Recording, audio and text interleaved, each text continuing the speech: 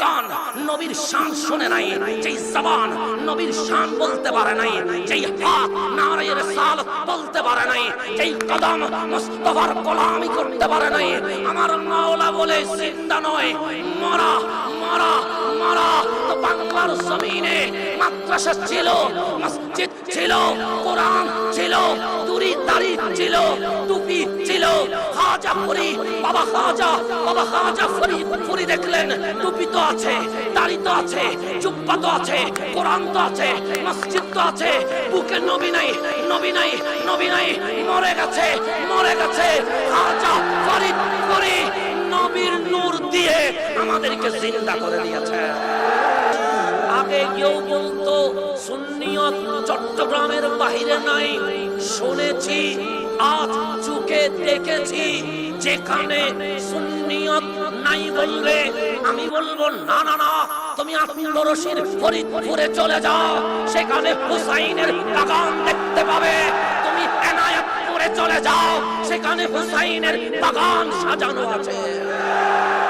আজ লক্ষ লক্ষ মানুষের এই স্রোত জানিয়ে দিচ্ছে কারবালার হুসাইনকে।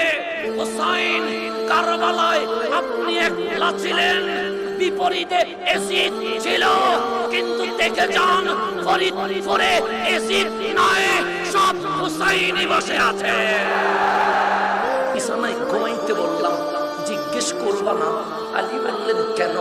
আমি যে চলে যাচ্ছি, দরজায় তালা দিব, আমার মাধ্যমে নবুয়ত রাসালাত বন্ধ হয়ে যাবে, আমার পর আর কোন নবী রাসূল আসবে না। আলী বিছানায় দুটো নিয়ামত, একটা রাসালাতের নিয়ামত আর একটা বেলায়েতের নিয়ামত। আলী ঘুমায়া যাও, তোমাকে আমি বেলায়েতের মালিক করে দেব। বগলে আল কোরআন আছে, দিল্লির দিকে রওনা হয়ে গেছে। 20,000 সৈন্য বলছে কিরে দরবেশ যাই কই?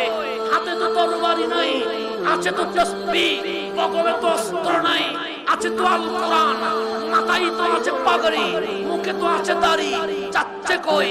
সবাই বললেন কম ইয়া রাজুল, দাঁড়ান দাঁড়ান। উনি দাঁড়িয়ে গেলেন, সে কি সাইনা তাজহাব, যাচ্ছেন কই? উনি বললেন ইলা দিল্লি, দিল্লিতে যাচ্ছি। আমরা কারা চিনেন? কারা?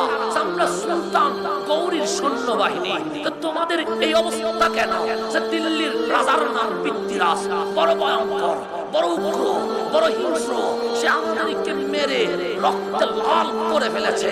90,000 সৈন্য দাঁড়িয়ে আছে, আপনি যায়েন না, গেলে আপনার গর্দান দুভাগ করে দিবে, কারণ আপনার তো কোনো অস্ত্র নাই। তখন আমার খাজা মাইনুদ্দিন ডাক দিয়ে বললেন, শোন শোন, তোমরা পালিয়ে যাচ্ছ তরবারির ভয়ে, আর আমি মাইনুদ্দিন দিল্লিতে প্রবেশ করছি আমার নবীর হুকুম।